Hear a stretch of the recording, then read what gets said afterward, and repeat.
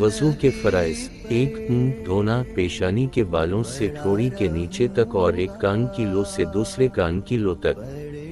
دو دونوں ہاتھوں کو کونیوں سمیت دھونا۔ 3/4 سر کا مسح کرنا۔ 4 دونوں پاؤں ٹخنوں سمیت دھونا۔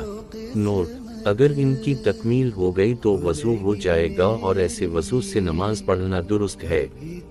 وضو کرنے میں اس کا خیال رکھنا چاہیے کہ اگر مذکورہ 4 چیزوں میں سے کوئی چیز چھوٹ گئی یا بال برابر بھی سوکھی رہ گئی تو وضو نہ ہوگا۔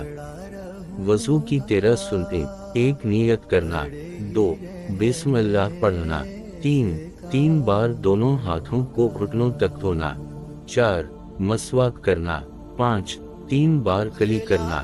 6 3 بار ناک میں پانی ڈالنا۔ 7 داڑھی کا خلال کرنا۔ 8 ہاتھوں اور پاؤں کی انگلیوں کا خلال کرنا۔ 9 ہر عضو کو 3 بار دھونا۔ 10 1 بار تمام سر کا مسح کرنا۔ 11 دونوں کانوں کا مسح کرنا۔